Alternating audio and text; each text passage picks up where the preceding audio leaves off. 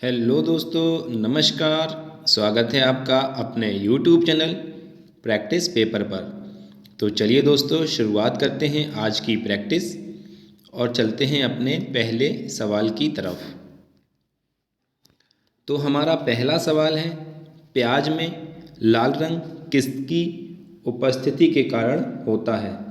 जो प्याज का लाल रंग होता है वो किसकी उपस्थिति के कारण होता है?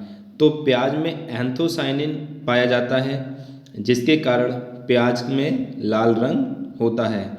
एंथोसाइनिन की उपस्थिति के कारण प्याज का रंग लाल होता है। आइए चलते हैं दूसरे सवाल पर। तो हमारा दूसरा सवाल है कि प्याज का पीला रंग जो है वो किसकी उपस्थिति के कारण होता है? प्याज का पीला रंग, इससे पहले पूछा गया था कि प्याज का लाल रंग किसकी उपस्थिति के कारण होता है। तो प्याज का जो लाल रंग है वो एंथोसाइनिन की उपस्थिति के कारण होता है, जबकि प्याज का जो पीला रंग है वो क्वेरसिटीन की उपस्थिति के कारण प्याज का पीला रंग होता है। प्याज का पीला रंग क्वेरसिटीन की उपस्थिति के कारण होता है। आइए चलते हैं अपने सवाल अगले नंबर पर, जो सवाल नंबर 3 है। सवाल नंबर 3 है कि प्राचीन काल में इतिहास सर्वप्रथम किसने लिखने का प्रयास किया था? यानी कि प्राचीन काल में सबसे पहले इतिहास को लिखना किसने प्रारंभ किया था? तो ये थे यूनानियों ने सबसे पहले इतिहास को लिखना प्रारंभ किया था। आइए चलते हैं सवाल नंबर 4 पर। तो हमारा सवाल नंबर 4 है, राष्ट्रीय सशस्त्र बल किस तिथि को मनाया जाता है? यानी कि जो भारत का जो सशस्त्र बल है वो किस तिथि को मनाया जाता है? यानी कि राष्ट्रीय सशस्त्र बल दिवस किस तिथि को मनाया जाता है? तो ये 7 दिसंबर को मनाया जाता है। 7 दिसंबर को मनाया जाता है राष्ट्रीय सशस्त्र बल दिवस। आइए चलते हैं अपने अगले सवाल की तरफ। तो हमारा सवाल नंबर 5 है कि दिल्ली की जामा मस्जिद किस शताब्दी में बनी थी? यानी कि दिल्ली की जामा मस्जिद का निर्माण किस शताब्दी में किया गया था? तो दिल्ली की जो जामा मस्जिद थी उसका निर्माण 17वीं शताब्दी में किया गया था। दिल्ली की जामा मस्जिद का निर्माण 17वीं शताब्दी में किया गया था। आइए चलते हैं अपने अगले सवाल पर। तो सवाल नंबर 6 है, अखिल भारतीय मजदूर संघ का प्रथम अध्यक्ष कौन था? अखिल भारतीय मजदूर संघ का प्रथम अध्यक्ष पूछा गया है, कौन था? तो लाला लाजपत राय, जिनको पंजाब केसरी के नाम से भी जाना जाता है। यही जो थे वो अखिल भारतीय मजदूर संघ के पहले अध्यक्ष थे, लाला लाजपत राय, जिनको पंजाब केसरी की उपाधि भी दी गई है। आइए चलते हैं अपने अगले सवाल पर। तो हमारा सवाल नंबर 7 है, किस प्रकार की तरंगें ध्रुवीकृत हो जाती हैं? ऐसी कौन सी तरंगें हैं जो ध्रुवीकृत हो जाती हैं? तो प्रकाश तरंगें जो हैं वो ध्रुवीकृत हो जाती हैं। प्रकाश तरंगें ध्रुवीकृत हो जाती हैं। आइए चलते हैं अपने अगले सवाल पर। तो सवाल नंबर 8 है, जन जागरण मंच की स्थापना 1937 में की गई थी। पहले तो यही याद रखना है कि जन जागरण मंच की स्थापना कब की गई थी? तो 1937 में जन जागरण मंच की स्थापना की गई थी। पूछा गया है कि जन जागरण मंच की स्थापना 1937 ईस्वी में कहाँ की गई थी? तो ये मैसूर में, जो कि कर्नाटक में स्थित है, की गई थी जन जागरण मंच की स्थापना। जन जागरण मंच की स्थापना 1937 में कर्नाटक के मैसूर में की गई थी। आइए चलते हैं अपने अगले सवाल पर। तो हमारा सवाल नंबर 9 है, कंप्यूटर के संबंध में FAT का पूर्ण रूप क्या है? यानी कंप्यूटर के संबंध में अगर FAT का पूर्ण रूप देखेंगे तो ये होता है file allocation table. File allocation table FAT का पूर्ण रूप होता है। आइए चलते हैं अपने सवाल नंबर 10 की तरफ। तो हमारा सवाल नंबर 10 है, केरल के मालाबार क्षेत्र में हुए मोपला विद्रोह कहाँ हुआ? केरल में। केरल के मालाबार क्षेत्र में हुआ था मोपला विद्रोह। तो इस जो मोपला विद्रोह था इसका नेतृत्व किसने किया था? केरल में हुए मालाबार मालाबार क्षेत्र में विद्रोह जो हुआ था, मोपला विद्रोह, उसका नेतृत्व किसने किया था? तो इसका नेतृत्व किया था अली मुसलियार ने। अली मुसलियार के द्वारा मोपला विद्रोह का नेतृत्व किया गया था। आइए चलते हैं अपने अगले सवाल पर। तो सवाल नंबर 11 है, नाबार्ड ने रूरल इंफ्रास्ट्रक्चर डेवलपमेंट फंड की स्थापना किस वर्ष की थी? नाबार्ड ने रूरल इंफ्रास्ट्रक्चर डेवलपमेंट फंड की स्थापना किस वर्ष की थी? तो वर्ष 1995 में। वर्ष 1995 में नाबार्ड ने रूरल इंफ्रास्ट्रक्चर डेवलपमेंट फंड का जो है स्थापित किया था। आइए चलते हैं अपने अगले सवाल पर। तो हमारा सवाल नंबर 12 है, भारत में रुपयों पर टकसाल का नाम लिखवाने की प्रथा किसने शुरू की थी? यानी कि रुपयों पर जहां वो रुपया बनाया गया है जिस टकसाल में, उस टकसाल का नाम लिखवाने की प्रथा किसने शुरू की थी? तो इल्तुतमिश ने। इल्तुतमिश ने सर्वप्रथम जो है रुपयों पर टकसाल का नाम लिखवाने की प्रथा शुरू की थी। तो ये कौन था? इल्तुतमिश। आइए चलते हैं अपने अगले सवाल पर। तो सवाल नंबर 13 है, राष्ट्रीय एड्स नियंत्रण कार्यक्रम, यानी कि भारत में जो एड्स नियंत्रण कार्यक्रम था उसकी शुरुआत किस वर्ष की गई थी? तो वर्ष 1992 में। 1992 में जो है राष्ट्रीय एड्स नियंत्रण कार्यक्रम की शुरुआत की गई थी। और जो है एड्स दिवस 1 दिसंबर को मनाया जाता है। 1 दिसंबर को एड्स दिवस के रूप में मनाया जाता है। आइए चलते हैं अपने अगले सवाल पर। तो सवाल नंबर 14 है कि नींद के अध्ययन को क्या कहा जाता है? तो नींद के अध्ययन को क्या कहा जाता है? तो नींद के अध्ययन को कहा जाता है हिप्नोलॉजी। हिप्नोलॉजी किसके अध्ययन को कहा जाता है? नींद के अध्ययन को। नींद के अध्ययन को हिप्नोलॉजी कहा जाता है। आइए चलते हैं अपने अगले सवाल पर। तो सवाल नंबर 15 है कि कांच का गहरा नीला रंग, यानी कांच में जो नीला रंग होता है वो किसकी उपस्थिति के कारण होता है? कांच का गहरा नीला रंग किसकी उपस्थिति के कारण होता है? तो ये है कोबाल्ट। कोबाल्ट ऑक्साइड की उपस्थिति के कारण कांच का गहरा नीला रंग होता है। यानी कांच में अगर कोबाल्ट ऑक्साइड होगा तो कांच का रंग गहरा नीला दिखाई पड़ेगा। आइए चलते हैं अपने अगले सवाल पर। तो सवाल नंबर 16 है, लाउड स्पीकर का आविष्कार किसने किया था? यानी कि लाउड स्पीकर का जो आविष्कार किया था वो किसने किया था? तो ये थे होरेस शॉर्ट। होरेस शॉर्ट ने लाउड स्पीकर का आविष्कार किया था। यानी कि लाउड स्पीकर का आविष्कार जो है वो होरेस शॉर्ट के द्वारा किया गया था। आइए चलते हैं अगले सवाल पर। सवाल नंबर 17 है कि बारीक तारों के व्यास, यानी कि बिल्कुल पतले पतले तारों का व्यास किस यंत्र की सहायता से नापा जाता है? तो इसको कहते हैं स्क्रू गेज। स्क्रू गेज की सहायता से बारीक तारों के व्यास जो है उनको नापा जाता है। स्क्रू गेज की सहायता से बारीक तारों का जो है व्यास नापा जाता है। आइए चलते हैं अगले सवाल पर। तो सवाल नंबर 18 है, उत्तर प्रदेश में विज्ञान और प्रौद्योगिकी परिषद, उत्तर प्रदेश में विज्ञान और प्रौद्योगिकी परिषद का गठन कब किया गया था? तो वर्ष 1975 में। 1975 में उत्तर प्रदेश में विज्ञान और प्रौद्योगिकी परिषद का गठन किया गया था। 1975 में उत्तर प्रदेश में विज्ञान और प्रौद्योगिकी परिषद का गठन किया गया था। आइए चलते हैं अपने अगले सवाल पर। तो सवाल नंबर 19 है कि उत्तर प्रदेश विधान परिषद में राज्यपाल द्वारा कितने सदस्यों को मनोनीत किया जाता है? उत्तर प्रदेश की जो विधान परिषद है उसमें राज्यपाल के द्वारा कितने सदस्यों को मनोनीत किया जाता है? तो 10 सदस्यों को उत्तर प्रदेश विधान परिषद में राज्यपाल के द्वारा 10 सदस्यों को मनोनीत किया जाता है। आइए चलते हैं अपने अगले सवाल पर।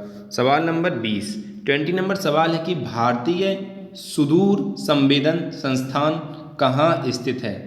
भारतीय सुदूर संवेदन संस्थान कहाँ स्थित है? तो ये उत्तराखंड की राजधानी देहरादून में स्थित है। उत्तराखंड की राजधानी देहरादून में स्थित है भारतीय सुदूर संवेदन संस्थान। आइए चलते हैं अपने अगले सवाल पर।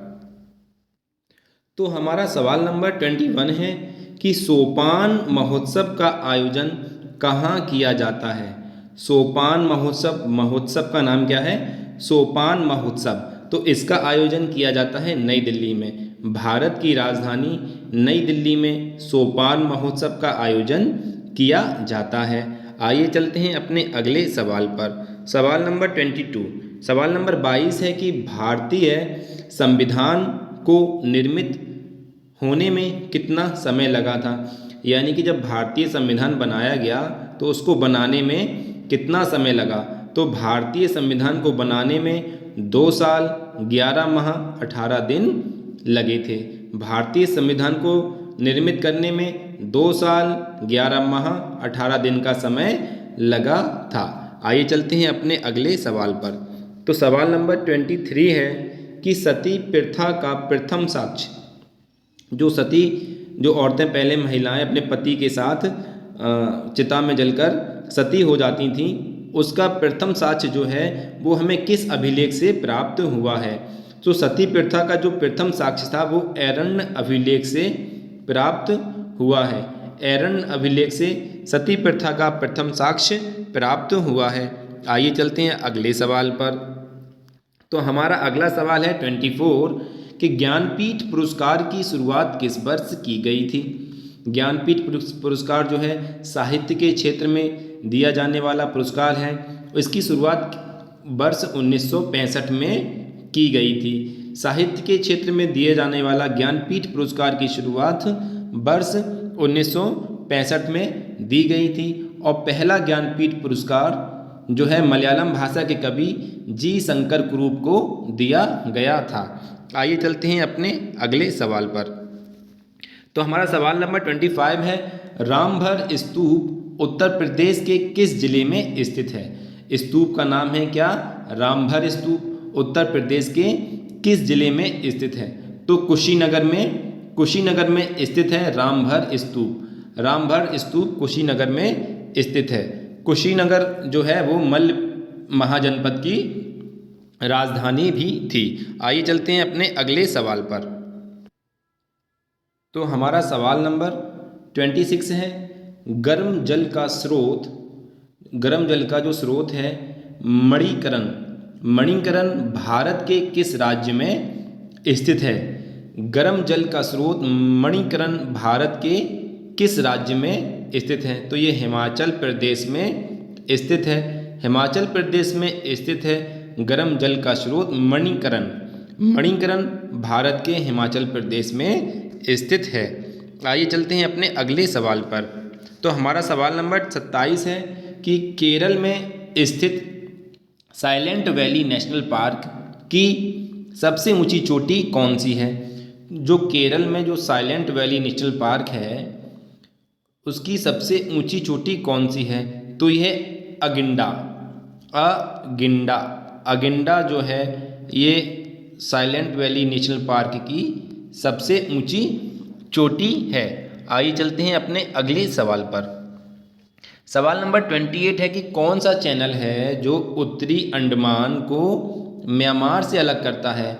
म्यांमार से अलग करने वाला जो चैनल है वो कौन सा चैनल है जो उत्तरी अंडमान को म्यांमार से अलग करता है? तो उत्तरी अंडमान को म्यांमार से अलग करने वाले चैनल को कोको चैनल कहा जाता है। कोको चैनल के द्वारा उत्तरी अंडमान और म्यांमार अलग होते हैं। आइए चलते हैं अपने अगले सवाल पर।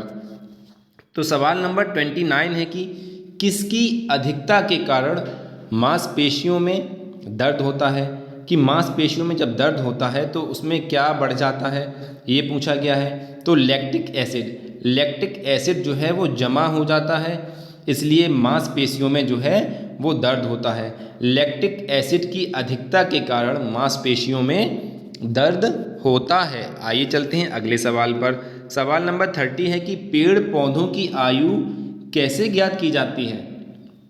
पेड़ पौधों की जो आयु है वो कैसे ज्ञात की जाती है? तो बलयों को गिनकर यानी कि पेड़ के तने में जो बलय पड़ जाते हैं उनको गिनकर जो है पेड़ की आयु का पता लगाया जाता है। आइए चलते हैं अपने अगले सवाल पर।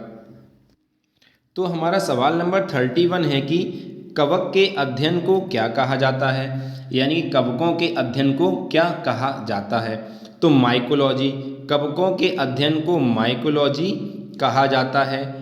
माइकोलॉजी कहा जाता है कवक के अध्ययन को। अगर फाइकोलॉजी कहेंगे तो फाइकोलॉजी जो है वो शैवाल के अध्ययन को फाइकोलॉजी कहा जाता है। फिलहाल यहाँ पूछा गया है क्या? माइकोलॉजी। तो माइकोलॉजी जो है वो कवक के अध्ययन को कहा जाता है। आइए चलते हैं अपने अगले सवाल पर। तो हमारा सवाल नंबर 32 है कि कपियों में कितने जोड़ी गुणसूत्र होते हैं? कपियों में कितने जोड़ी गुणसूत्र होते हैं? तो कपियों में 48 जोड़ी गुणसूत्र पाए जाते हैं। कपियों में जो है 48 जोड़ी गुणसूत्र पाए जाते हैं। आइए चलते हैं अगले सवाल पर। सवाल नंबर 33 है कि रविंद्रनाथ टैगोर द्वारा लिखित जो राष्ट्रगान है जन गण मन, ये सर्वप्रथम किस नाम से प्रकाशित हुआ था? यानी कि रविंद्रनाथ टैगोर ने जो राष्ट्रगान लिखा हुआ था जन गण मन, उसको सबसे पहले प्रकाशित किस नाम से किया गया था?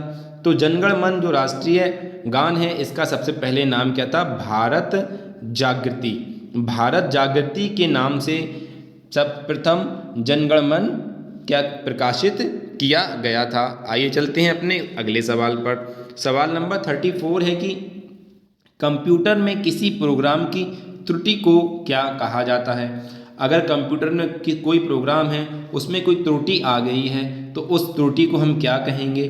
तो बग कहा जाएगा।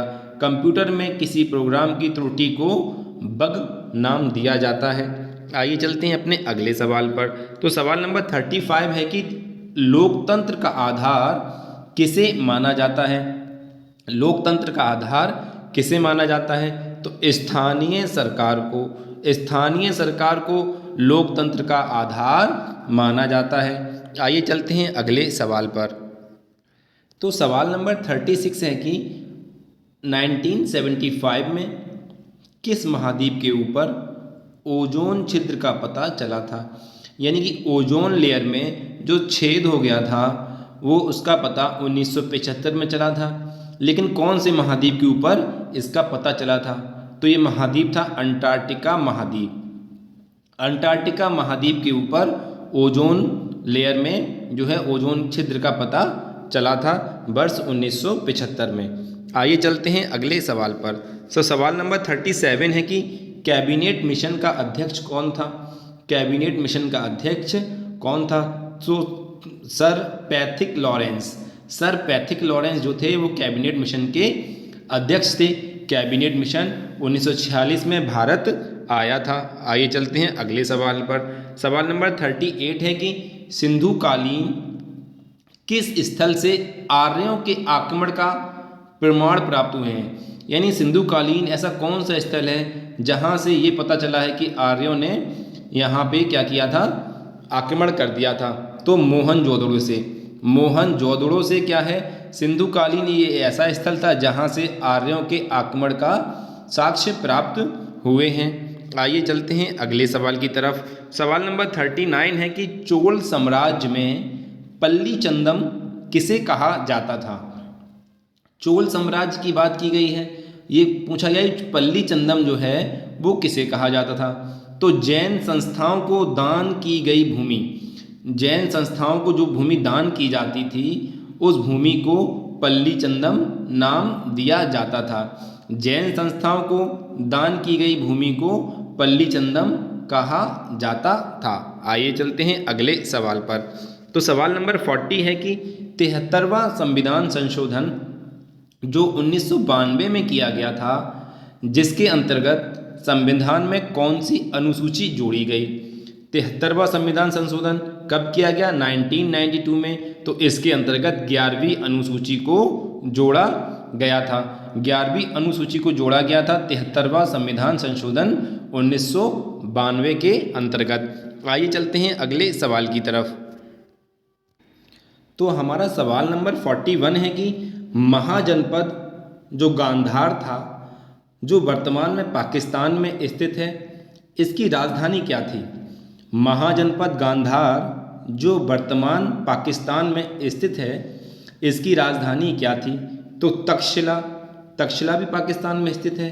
तो महाजनपद जो गांधार था, इसकी जो राजधानी थी वो तक्षशिला थी। 16 महाजनपदों में से 8 महाजनपद जो है वो उत्तर प्रदेश में स्थित थे। ठीक है, तो यहाँ सवाल जो हमसे पूछा गया था कि गांधार महाजनपद की राजधानी क्या थी, तो वो तक्षशिला थी। आइए चलते हैं अगले सवाल पर। तो सवाल नंबर 42 है, उत्तर प्रदेश में कितने सस्य जलवायु क्षेत्र हैं? यानी कि उत्तर प्रदेश में कितने कृषि जलवायु क्षेत्र हैं? तो 9। उत्तर प्रदेश में 9 सस्य जलवायु क्षेत्र हैं। आइए चलते हैं अगले सवाल पर। सवाल नंबर 43। तो 43 सवाल में दिया गया है, नदियों को आपस में जोड़ने का कार्य किस क्रांति के अंतर्गत किया जाता है? यानी कि नदियों को जो आपस में जोड़ दिया जाता है, तो उसको वो जो कार्य है वो कौन सी क्रांति के अंतर्गत किया जाता है? तो उस क्रांति को कहा जाता है अमृत क्रांति। अमृत क्रांति का संबंध जो है वो नदी जोड़ो परियोजना से है। आपस में नदियों को जोड़ दिया जाना किसके अंतर्गत आता है? अमृत क्रांति के अंतर्गत। आइए चलते हैं अगले सवाल पर। तो सवाल नंबर 44 है कि भारत में नई आर्थिक नीति कब लागू की गई थी? भारत में नई आर्थिक नीति कब लागू की गई थी? तो वर्ष 1991-92 में। वर्ष 1991-92 में जब वित्त मंत्री डॉक्टर मनमोहन सिंह थे और प्रधानमंत्री पीवी नरसिम्हा राव थे, उस समय भारत में नई आर्थिक नीति की शुरुआत की गई थी, जिसके अंतर्गत एलपीजी मॉडल को अपनाया गया था। आइए चलते हैं अपने अगले सवाल पर। तो सवाल नंबर 45 है कि यंग बंगाल आंदोलन की शुरुआत किसने की थी? यंग बंगाल आंदोलन की शुरुआत किसके द्वारा की गई थी? तो हेनरी विवियन डिरोजियो ने वर्ष 1826 में यंग बंगाल आंदोलन की शुरुआत की थी। हेनरी विवियन डिरोजियो ने 1826 में क्या किया था? यंग बंगाल आंदोलन की शुरुआत की थी। आइए चलते हैं अगले सवाल की तरफ। तो दोस्तों सवाल नंबर 46 है, स्वामी विवेकानंद जी का मूल नाम क्या था? स्वामी विवेकानंद जी का मूल नाम क्या था? रामकृष्ण मिशन की स्थापना करने वाले जो स्वामी विवेकानंद थे, उनका मूल नाम नरेंद्र नाथ दत्त था। नरेंद्र नाथ दत्त नाम था स्वामी विवेकानंद जी का। आइए चलते हैं अगले सवाल पर। सवाल नंबर 47 है कि वर्तमान में भारत में प्रमुख कितने बंदरगाह हैं? यानी कि भारत में जो वर्तमान स्थिति में कितने बंदरगाह हैं? तो 13 बंदरगाह, 13 जो हैं प्रमुख बंदरगाह हैं भारत में, और 200 छोटे और मंझोले बंदरगाह हैं। लेकिन प्रमुख बंदरगाह हमसे पूछा गया है, तो प्रमुख बंदरगाह जो है वो 13 प्रमुख बंदरगाह हैं वर्तमान में, जबकि 200 छोटे और मंझोले बंदरगाह भारत में स्थित हैं। आइए चलते हैं अगले सवाल पर। तो सवाल नंबर 48 है कि कितने देशों की सीमाएं भारत की स्थलीय सीमा को छूती है? यानी ऐसे कितने देश हैं जिसकी जो सीमाएं हैं वो स्थल की जो सीमाएं हैं वो भारत की स्थलीय सीमाओं को टच करती हैं? तो 7 देशों की सीमाएं, जिसमें से बांग्लादेश सबसे ज़्यादा टच करता है, उसके बाद चाइना का नंबर है, फिर पाकिस्तान, नेपाल है, भूटान है, म्यांमार है और अफ़गानिस्तान है। ये 7 देश जो हैं ये भारत की स्थलीय सीमा को क्या करते हैं? छूते हैं, यानी कि टच करते हैं, यानी कि भारत के साथ स्थलीय सीमा बनाते हैं। आइए चलते हैं अपने अगले सवाल पर।